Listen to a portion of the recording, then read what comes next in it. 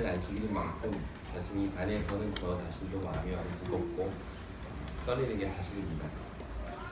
어떤 말씀을 오늘 해야 할까 고민을 많이 하다가 지난 우리 화요일에 제가 사도행적을 화요일마다 읽고 있죠. 예배 때. 그때 거기에 나와 있는 말씀을 읽으면서 이 말씀이 오늘 우리 교회에 참 필요한 말씀으로 주시는구나 라고 생각이 돼서 그 내용을 중심으로 말씀을 준비하였습니다. 오늘 제목은 하나 되는 길입니다. 그러면 여러 명이서 같이 식당에 갔다가 음식을 주문할 때 이렇게 보면 대부분 두 가지 성향을 가진 사람들이 있다는 것을 보게 됩니다. 첫 번째 성향은 자기가 원하는 것을 꼭 먹기를 원하는 사람이 있고요. 두 번째 성향은 어떻게든 메뉴를 좀 통일시키려고 하는 사람들이 있습니다. 특히 김밥 전국 같은 데를 가보시면 거기 한 메뉴가 몇 개 정도 돼요. 한 50개가 넘습니다. 근데 어떤 분들은 본인이 먹고 싶은 것은 난 이건 꼭 먹어야 되겠다 라고 생각을 하시는 분들이 계시고, 어떤 분들은 그렇게 다양하게 시키면 음식이 늦게 나온다, 아니면 주방장 아주머니가 안 좋게 생각하신다, 어떤 통일을 하자 해가지고 이제 통일을 하려고 하시는 분들이 계십니다. 여러분들은 어떠세요? 주로 전자십니까? 후자십니까? 먹고 싶은 거를 주로 드시는 스타일이세요? 아니면 서로 다른 사람하고 메뉴를 맞춰서 통일하려고 하는 스타일이세요? 먹고 싶은 거 주로 드시는, 통일 원하십니까? 통일. 네. 먹고 싶은 거 주로 먹는다. 네. 대부분 먹고 싶은 거 먹으시는 분이 많으신 것 같은데, 사실 이런 음식의 문제는 기호의 문제이기 때문에 그렇게 중요한 것 같아 보이지 않습니다. 김치찌개를 좋아하든 오므라이스를 좋아하든 그 사람의 기호이기 때문인데요. 자, 그렇다면 우리가 곧 투표하게 될 교회 통합은 어떨까요? 어떤 분들은 통합이라는 것이 매우 힘든 과정이지만 미래를 위해서는 꼭 필요하다라고 생각하시는 분들이 계십니다. 반면에 또 어떤 분들은 통합을 통해서 얻는 것보다 잃어버릴 것이 더 많은 것 같아서 그것을 두려워하시는 분들도 계십니다. 이럴 때 우리는 어떻게 해야 할까요? 어떻게 결정해야 할까요? 방법이 뭘까요? 그래서 우리가 선택한 것이 바로 이 투표입니다. 투표. 여러분, 성경에는 투표를 통해서 어떤 문제를 결정한 예를 찾기가 참 어렵습니다. 오히려 다수의 백성들이 원하는 길이 하나님의 뜻과 달랐던 적이 많았고, 그래서 선지자들을 통해서 하나님의 기별을 선포하셨고, 백성들을 어떻게든 하나님의 뜻대로 인도하기 위하여 선지자는 외로운 길을 걸었던 것을 보게 됩니다. 그렇다면 이렇게 성경에도 없는 이 투표라는 것이 교회의 중요한 문제를 결정하는 데까지 들어오게 된 이유는 뭘까요? 우리가 잘 알듯이 투표는 성경에 나오지 않습니다. 우리 다수결로 어떻게 결정할지 우리 결정합시다 라는 이야기가 전혀 나오지 않아요. 그럼에도 불구하고 오늘날 교회의 중요한 일, 지도자를 뽑는다든지 예를 들어 교회 통합의 문제라든지 이런 중요한 일을 결정할 때 투표로 결정하는 이유가 뭔가요? 아마 그것은 민주주의라는 정치 형태를 우리 교회 안으로 그대로 가지고 온 것이라고 판단이 됩니다. 그러니까 민주주의 정치 하에 있는 나라에 있는 교회들은 그 민주주의의 방법을 교회 안으로 그대로 가지고 들어오게 된 것이죠. 사실 민주주의에서 행해지는 투표 제도는 많은 장점들을 가지고 있습니다. 무엇보다 모든 구성원이 의사 결정에 참여한다는 것이, 예전에는 높은 자리에 있는 몇몇 사람들이 자기들 원하는 방식대로 문제를 결정했다면 이 투표를 통해서 민주주의는 보다 많은 사람들의 의견들을 다 듣는다는 아주 그런 장점이 있습니다. 뿐만 아니라 투표제도의 또 다른 특징 중에 하나는 다수의 의견에 무게를 둔다는 것입니다. 한 가지 문제를 놓고 의견이 갈릴 때 보다 많은 사람들이 원하는 방향으로 이 문제를 결정한다는 것이 이 투표의 특징이죠. 그런데 여기에도 놓치기 쉬운 단점이 있습니다. 그 중에 하나가 바로 소수 의견에 대한 간과인데요. 투표를 통해서 어떤 한 가지 안을 결정하게 되면 동시에 다른 안은 거절하게 되는 겁니다. 이런 경우에 의견이 달랐던 사람들은 상대적으로 박탈감을 느끼기가 쉽죠. 더욱이 투표 과정이 이렇게 대화와 설득이 없는 과정이었다면 더더욱 그럴 것 같습니다. 이 사도행전 15장에 보면 교회가 아주 중요한 문제를 결정하기 위해서 회의를 하는 장면이 나옵니다. 그 내용은 뭐였는가 하면 이방인들이 예수님 믿고 교회 안으로 들어올 때 그들에게 무엇을 요구할 것인가를 놓고 서로 교회의 의견이 갈라졌어요.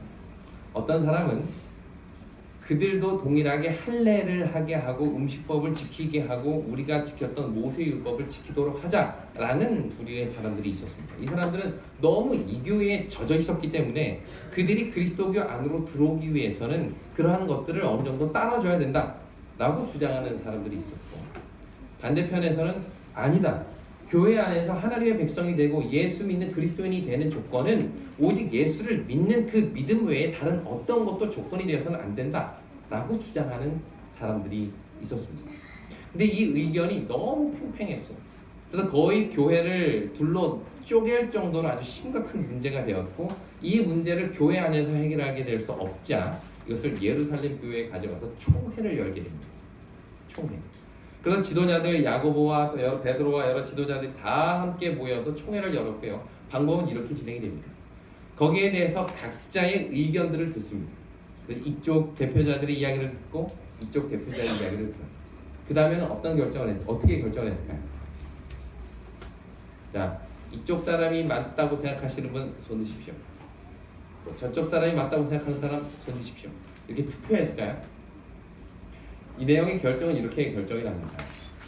그 당시 예루살렘 총회의 의장이었던 야고보가 양쪽의 의견을 다 듣고 난 이후에 어떤 것이 가장 합당하고 하나님의 뜻을 가장 잘 반영하며 교회를 위한 것인지를 그가 결정을 하였고, 결국 교회들은 그 결정을 따르게 됩니다. 이처럼 성경은 선지자를 통해서 하나님의 뜻을 밝히거나 영적인 지도자들의 결정에 따라서 움직였습니다. 하지만 오늘날의 교회는 다릅니다. 교회의 중요한 문제를 결정할 때, 지도자를 뽑을 때, 심지어 믿음을 고백한 사람을 이 교회에 입교할 때도 사무엘을 통해서 투표를 통해 결정을 한다는 겁니다. 이처럼 오늘날 교회가 몇몇 지도자들에 의해서가 아닌 성도들 전체의 결정권을 주었다는 말은 그만큼 이 교회를 이 민주적인 방법으로 운영하겠다는 표시죠. 그런데 여기 중요한 전제 조건이 붙습니다. 그게 뭘까요? 교인 각자에게 의사결정권을 맡기면서 여기에는 정말 중요한 한 가지 전제가 있습니다. 두 가지 전제가 있는데, 첫째는 여기에 참석하는 성도들이 하나님과 깊이 연결되어 있어야 한다는 겁니다.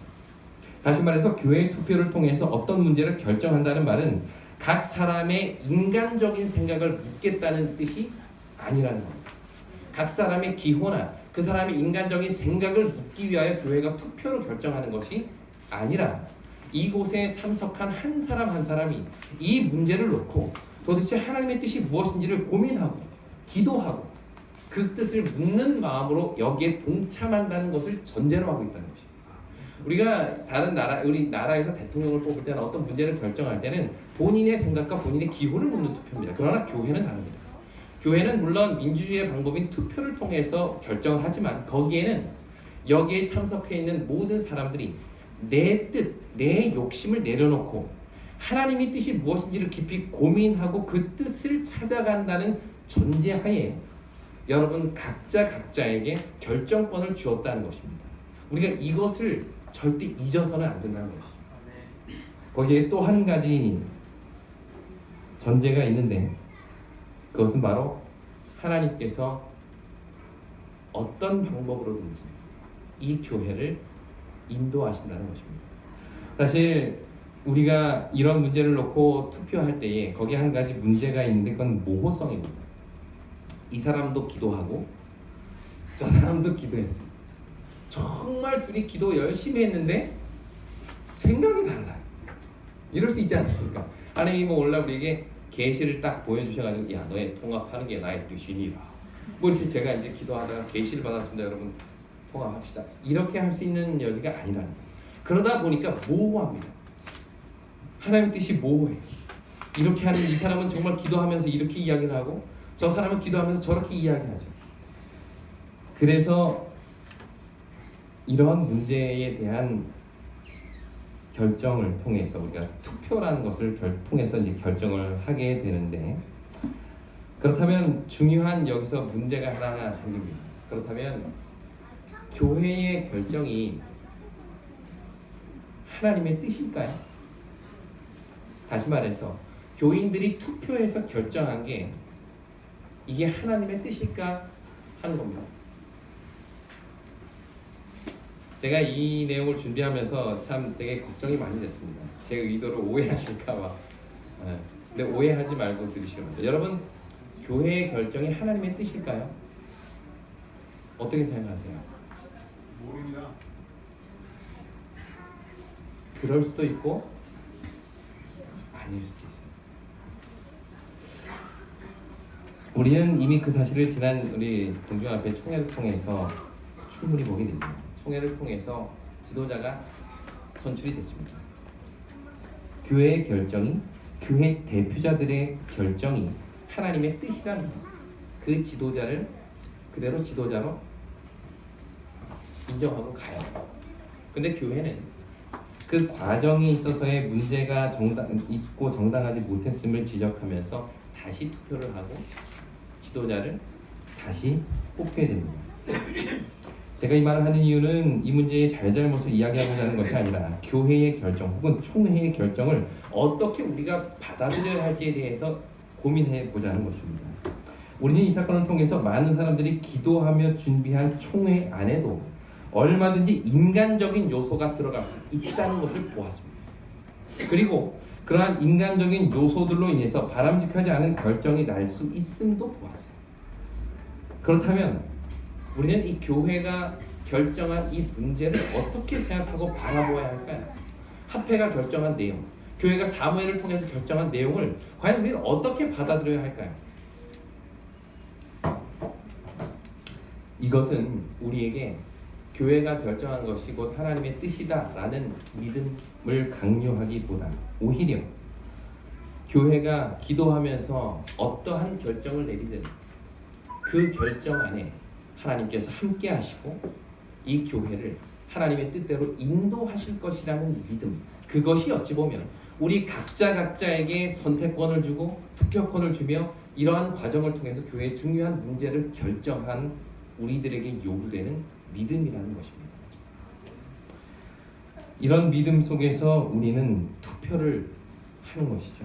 내용을 정리해보면 성경 시대와는 달리 각자 성도 각자에게 의사 결정권을 준 오늘날의 교회, 그것은 첫 번째로 성도 각자가 그리스도 안에서 영적인 뜻을 분별할 줄 아는 영성이 전제됨을, 그 영성이 요구됨을 이야기한다는 것입니다. 두 번째로 교회의 결정 자체가 하나님의 뜻이라는 믿음보다는 어떤 결정 속에서도 하나님께서 이 교회를 붙드시고 인도하실 것이라는 그 믿음이 우리에게 오늘 요구된다는 것입니다. 아멘. 자, 그럼 오늘 설교의 본론으로 좀 돌아가 보겠습니다. 잠시 우리가 12시쯤 돼서 중요한 투표를 통해 통합 결과를 얻게 될 텐데요. 근데 중요한 것은 그 다음부터입니다. 통합할 거냐 말 거냐의 결정 내는 것보다 더 중요한 것은 그 다음에 우리가 이 결정에 대해서 어떻게 반응을 보이고 대응할 것인가 하는 문제겠죠. 어쩌면 이것이 통합의 가부 결정하는 일보다 더 중요한 일이라고 생각이 됩니다. 우리는 3분의 2 찬성 시 통합을 진행하기로 직원회에서 결정하였고 그것을 이제 오늘 사무회에 제안할 것입니다. 이 말은 단순히 다수의 결정에 의해서 이 문제를 결정하겠다는 뜻이 아니라 정말 가능한 한 모든 사람이 함께 뜻을 모으기를 원한다는 것입니다. 물론 사람의 각자에게 생각을 강요할 수도 없고 또한 모두에게 동일한 생각을 갖도록 기대할 수도 없겠죠. 그러나 우리는 두 가지에 대한 믿음이 분명히 있는데 그것은 교회의 미래에 대하여 표를 던지는 여러분 각자가 이 문제를 놓고 진지하게 기도하며 고민해 왔다는 믿음과 또 하나는 이 교회가 어떤 결정을 하든 하나님이 그 결정에 함께 하시고 인도해 주실 것이라는 믿음입니다. 이것이 세상의 정치와 교회의 투표의 차이입니다. 예수님의 제자들 한번 생각해 보겠습니다. 그들은 너무도 달랐어요. 자라온 배경도 다르고 직업도 다르고 성격도 달랐습니다. 그들이 예수님과 함께 3년을 같이 지내면서 그들이 동화되지도 않았습니다. 그런 그들을 바라보시는 예수님의 마음이 어땠을까요? 우리는 제자들을 위한 예수님의 마지막 기도에서 그 제자들을 바라보시는 예수님의 마음을 읽을 수가 있는데요. 우리 다 같이 요한복음 17장 21절을 보시겠습니다. 요한복음 17장 21절입니다. 같이 읽겠습니다. 요한복음 17장 21절.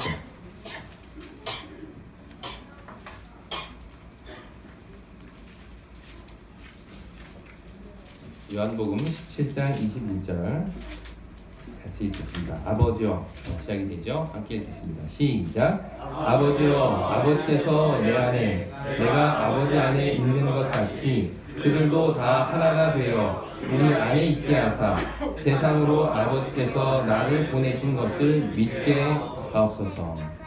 제자들을 위한 예수님의 마지막 중보 기도는 그들이 하나 되게 해달라는 것이었습니다. 물론 여기서 말하는 하나됨은 그들이 다 똑같은 생각을 갖도록 해달라는 기도는 아니었던 것이 분명합니다. 각자의 성향이 다르고 생각이 다르고 기호가 다를지라도 그들이 하나님 안에서 온전한 연합을 이루기를 간구한 것입니다.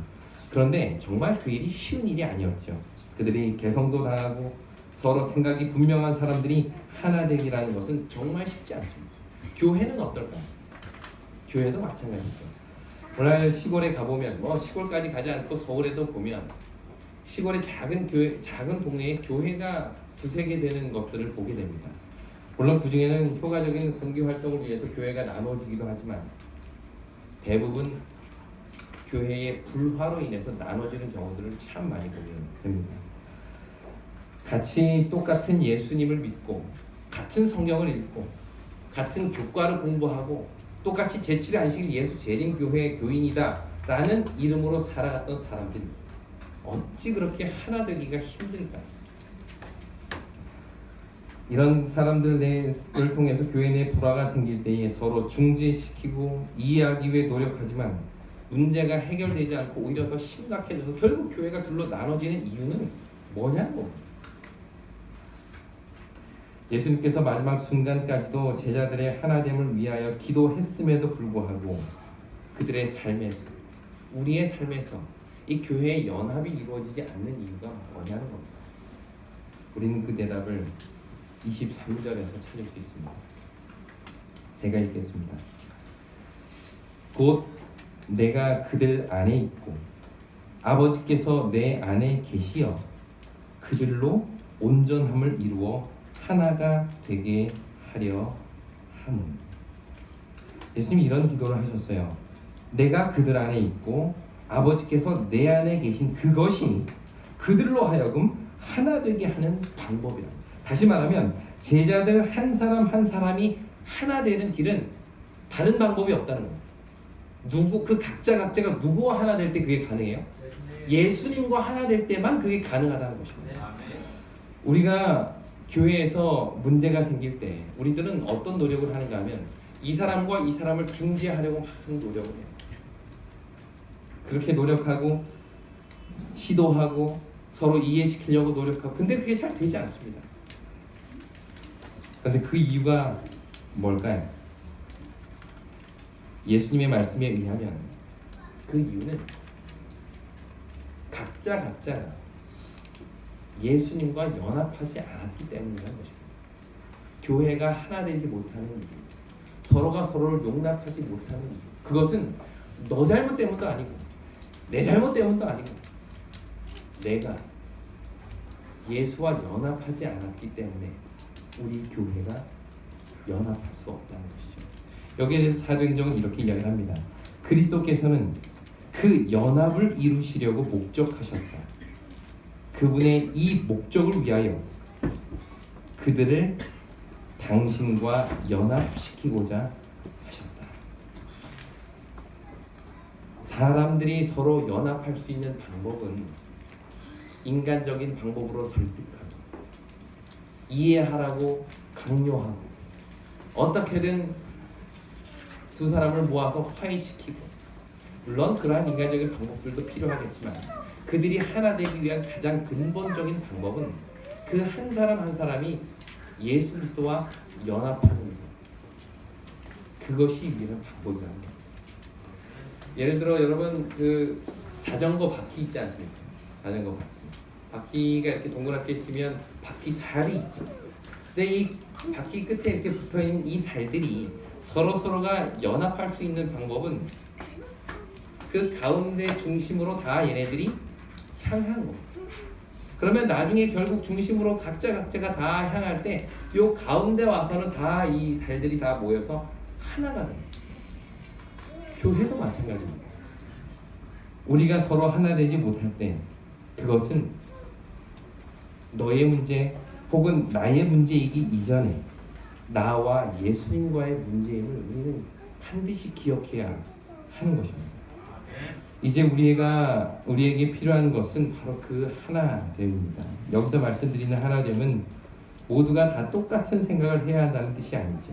오히려 생각이 다르고 성향이 다르고 원하는 것이 다 다르다 할지라도 예수 그리스도를 중심으로 교회가 하나 되는 것, 연합하는 것, 그것이 우리에게 필요하다는 것입니다.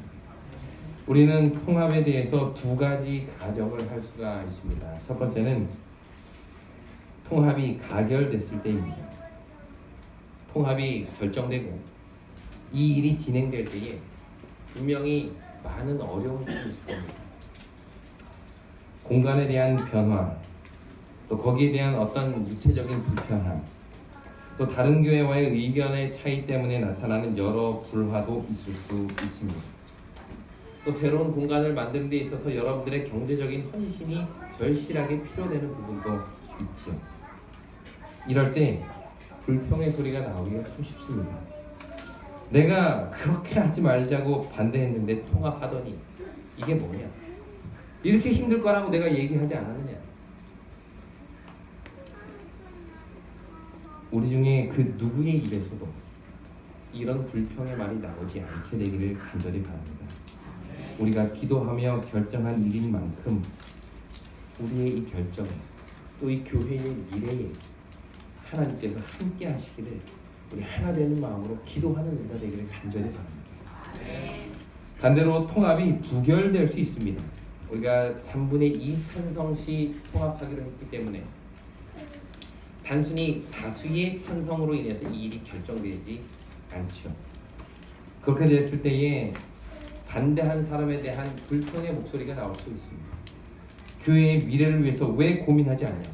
지금 당장 불편한 것으로 인해서 왜 미래를 중요하게 고민하지 않고 대안을 찾지 않냐? 그러나 우리 중 누구의 입에서도 그러한 불평이 나오지 않기를 간절히 바랍니다. 오히려 우리는 다시 마음을 하나로 모아서 그렇다면 과연 이 교회를 위한 일이 무엇인지, 과연 우리가 그 미래를 위해서 어떤 준비를 해야 할지 다시 시작하고 다시 고민하는 우리가 되기를 간절히 바랍니다. 여러분, 통합은 결코 분열을 위한 일이 아닙니다. 그것 기억해 주시길 바랍니다.